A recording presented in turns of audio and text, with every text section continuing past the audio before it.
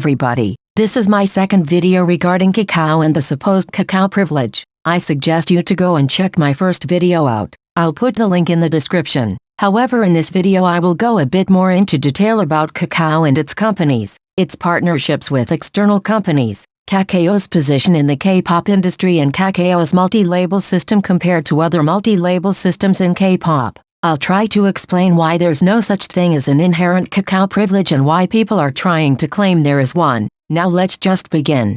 First of all, let me give you a quick overview. Kakao is an internet company established in 2010. It branches out in different fields through different sub-labels such as Kakao Talk, one of the biggest messaging apps in the world, Kakao Music, a music streaming service, Kakao Bank, an online bank service, Kakao Style, a mobile fashion service, Kakao Tea, a transportation service app, and last but not least, Kakao Entertainment, the most known sub-label under Kakao. Kakao Entertainment also owns several sub-labels that operate in the entertainment field, both in the music field and the acting field. So as you can see, Kakao is a multi-label system that encompasses many subdivisions that are active in several different fields, and Kakao Entertainment is just one of them, encompassing companies like Hi-Up Entertainment, Blue Dot Entertainment, Starship Entertainment with its subsidiary Highline Entertainment, then IST Entertainment and Edom Entertainment. Last but not least, Kakao also owns Melon, one of the biggest charts and music streaming services in South Korea.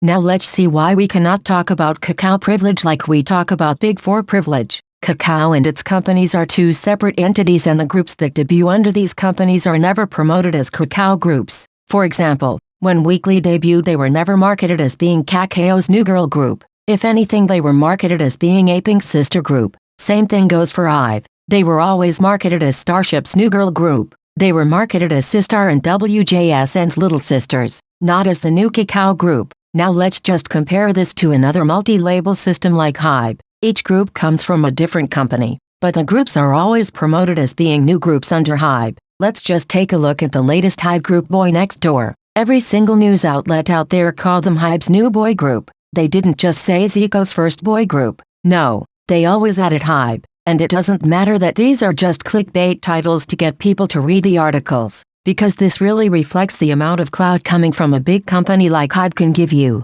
The same thing happened with LE SSERAFIM and New Jeans. People didn't just call LE SSERAFIM Source Music's new girl group. They always mentioned HYBE as well. And New Jeans were never just the rookie group from Adore. They were the new group from Adore and HYBE. So let's compare this to a group that debuted not too long ago under Kakao, more specifically under Blue Dot Entertainment. I'm talking about just B. Blue Dot Entertainment is a very unknown company, so it would have made sense for people to create hype around their debut by mentioning they're from Kakao, but nobody did. They were always just called Rookie Boy Group, or Blue Dot's first boy group, but nothing was said about Kakao, because that's just not how it works. Most people don't even know which companies are under Kakao. Most people probably don't even know what Kakao is. So as much as some stans want to make it seem as if Kakao has this big influence, let me tell you, Kakao's name isn't even able to give groups clout. As you can see, the clout that a group under Kakao can get doesn't come from Kakao itself, but it comes solely from the specific company the group is from. So if the group is from an already known company like IST, you can expect a bit of clout coming from the fact the group is under the same company as Apink.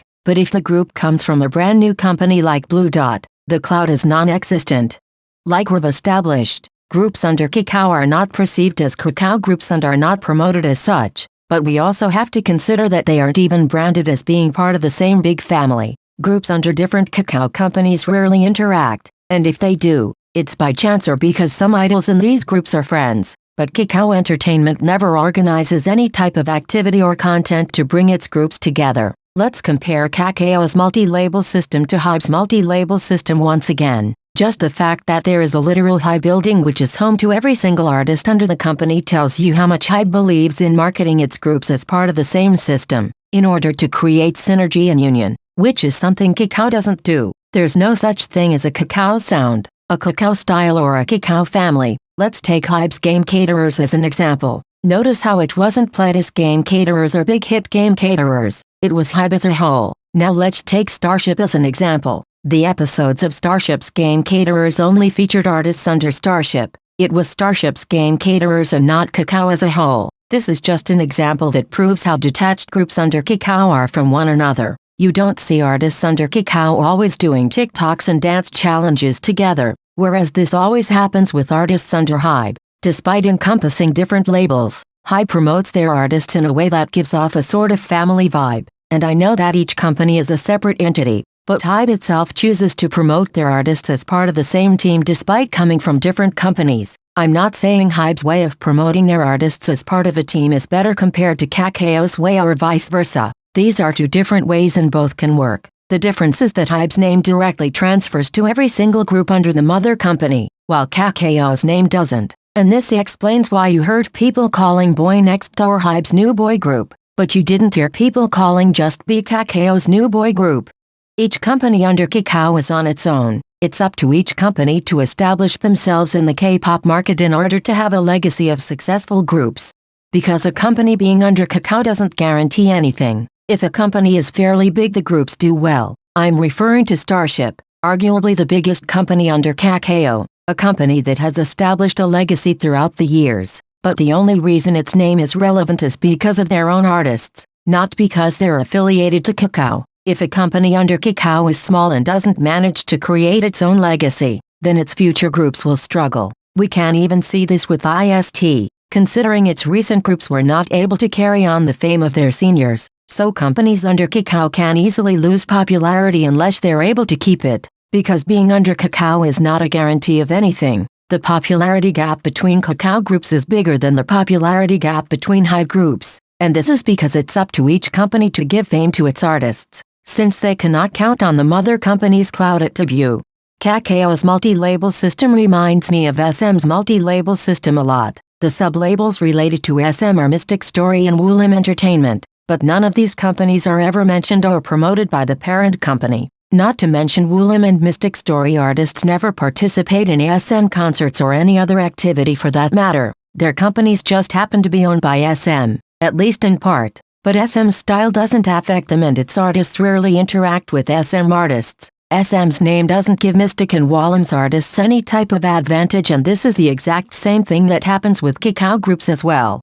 Kakao is arguably one of the most influential and powerful companies in Korea. They branch out in many different fields, and Kakao services are an integral part in people's everyday lives in South Korea. But even if Kakao is big, they're not that big and that relevant in the K-pop industry. This is because they have no legacy, unlike companies like JYP, YG and SM, and they have no impact unlike HYBE. Just put the name Kakao next to the name JYP for example. The average K-pop stan maybe won't even know about Kakao, and even if they are familiar with groups that are under Kakao, they still wouldn't know these groups are even under Kakao, but they will surely know about JYP and which groups are under the company. Kakao is powerful because they branch out in various fields and because they are rich, but they don't have the relevancy other companies do. Kakao focuses on investing in artists and services, but they're never involved in their management. That's why there's no such thing as a Kakao sound or style. Each sub-label creates its own legacy. Some of them make it big, some of them don't.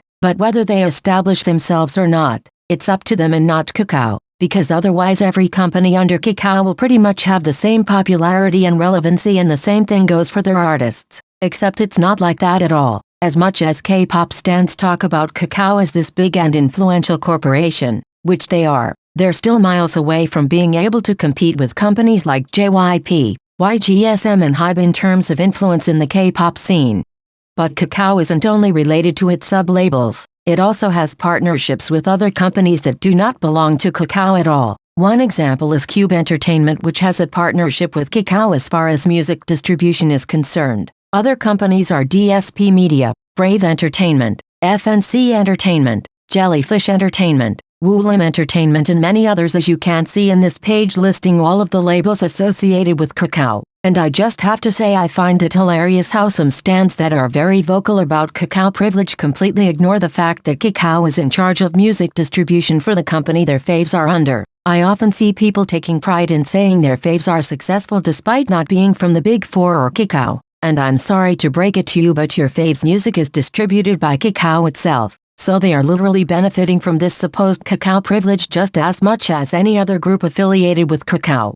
But if by looking at things objectively we can confidently say Kakao privilege doesn't exist, then why are so many people talking about it? I can assure you that nobody talked about Kakao privilege before I've debuted. I've been into K-pop since 2017 and I've never heard of it before, but correct me if I'm wrong. Anyway, Kakao is the perfect excuse to invalidate certain groups and their achievements by attributing everything to this big company instead of admitting the groups made a name for themselves. As much as K-pop stans are in denial, it's pretty clear they still can't really fathom a group being very successful without coming from one of the big four. Just a few years ago people couldn't grasp the fact that a new company like HYBE was claiming the spot among the biggest companies. Now they finally accepted it because HYBE's artists and HYBE as a whole are too big to ignore. But people still haven't accepted the fact that sometimes a group from a medium-sized agency can rival groups from the big four. This is why they were looking for a reason to discredit HYBE's success and impact. Since they were from a medium-sized agency whose artists had never achieved as much as they achieved,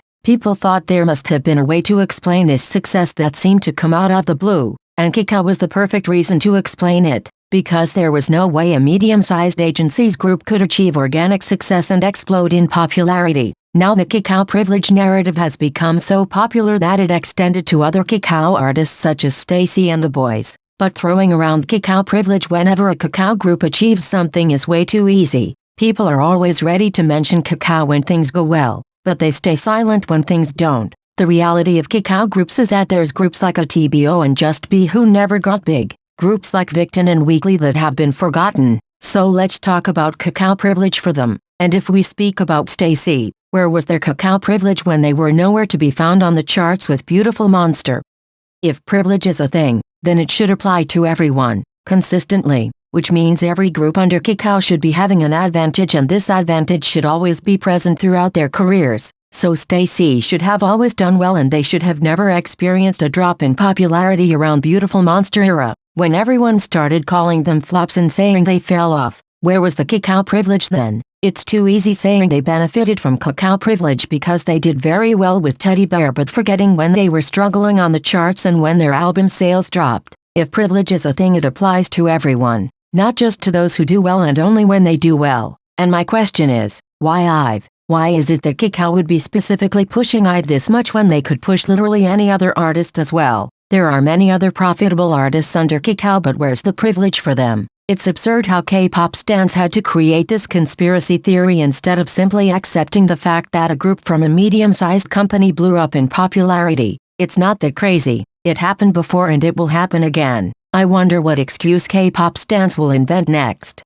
So this was it. We finally reached the end of this long video. I hope this was useful for all of those people that have heard about Kakao privilege without knowing things in detail. No group and artist should have their achievements being invalidated by people who spread false information online just because they can't cope with the fact some other group is more successful than their faves. The truth is that people are threatened and they will throw this privilege narrative around more and more, targeting many other Kakao artists. We should try to fight this misinformation so that people will not start believing false rumors. Feel free to add any other information I might have missed down in the comments, and correct me if I made any mistake. Thank you for watching this whole thing. Bye guys.